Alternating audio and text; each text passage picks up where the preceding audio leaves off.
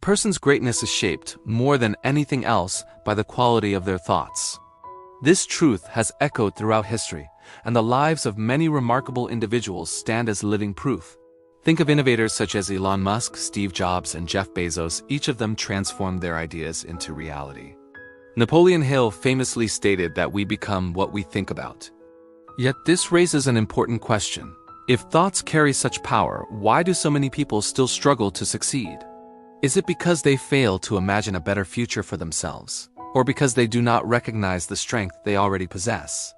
Today's story explores these questions and uncovers a valuable lesson hidden within an ordinary moment. Along the way, we will also encounter new expressions to help strengthen our English vocabulary. Stay with us until the end. This story carries a message you may remember for a long time. In a bustling railway station lived a beggar who survived each day by asking travelers for help. He spent his time on the platforms, approaching passengers as they waited for their trains. One afternoon, while scanning the crowd, he noticed a sharply dressed businessman stepping onto the platform. The man's confident walk and elegant suit instantly suggested wealth. The beggar thought to himself, "This man must be rich. If I ask him, he will surely give me something generous." With renewed hope, he approached the businessman and stretched out his hand. Instead of reaching for his wallet, the businessman paused and asked, "Do you always take from others? Have you ever given anything to anyone?" The beggar froze, shocked by the unexpected question. He had begged for years, but no one had ever spoken to him that way. Confused, he stammered, "Sir, I'm just a beggar. I live by asking. I have nothing to give anyone." The businessman offered a faint smile. "If you believe you have nothing to give, then you have no right to ask for anything. I am a businessman. I believe in exchange.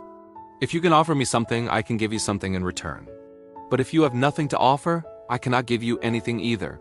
With that, he stepped onto his train and disappeared inside.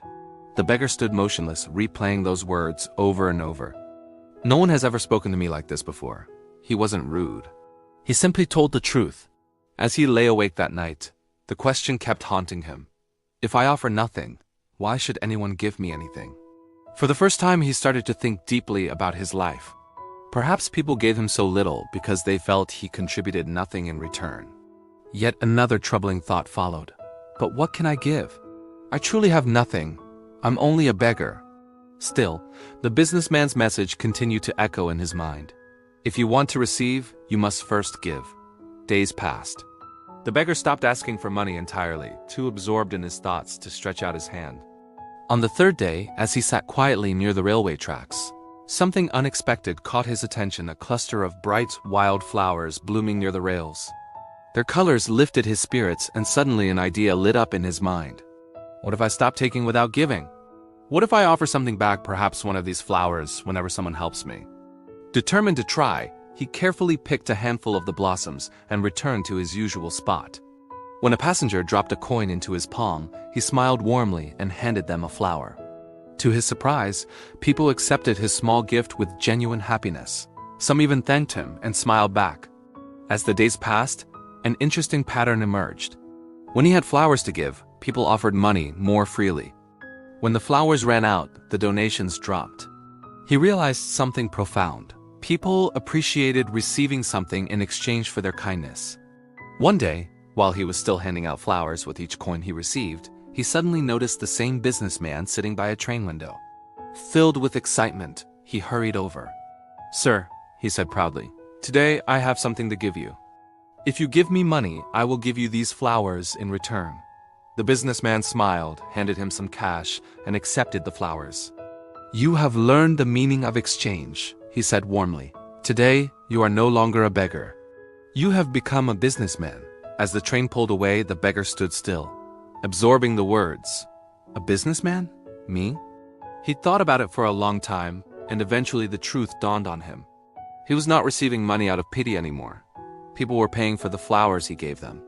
In other words, he had created a small business. This realization gave him newfound confidence. That very day he made a daring choice. He left the railway station behind and decided never again to live as a beggar. Months later, two elegant men happened to meet at the same station. They greeted each other politely, but one of them looked puzzled. "Do I know you?" he asked. The other man smiled. "Yes," he replied. We've crossed paths twice before right here on this train. The first man frowned, trying to remember. Then, suddenly, recognition flashed across his face. Wait, you're the beggar. The one I refused to give anything to. Later, I bought flowers from you. The former beggar laughed gently. That was me. But today, I am no longer a beggar. I run a thriving flower business now, and I'm traveling to expand it further. The businessman was amazed. That's remarkable. What changed your life? The flower seller replied, You taught me something unforgettable. We only receive after we learn to give. That day I discovered I was never truly a beggar. I was a businessman waiting to be awakened. I only needed to see myself differently. The two men shook hands this time as equals and boarded their separate trains, each continuing toward his own future. Life unfolds according to how we view ourselves. If you believe you are small and powerless, you will remain stuck in place. But once you recognize your inner strength and allow your thoughts to grow, your possibilities expand with them. Your mindset shapes your future, and when your thoughts rise, your life rises too. If this story touched you, give it a like, share your thoughts in the comments, and spread it to inspire someone else. Until the next story, stay inspired and keep believing in your potential.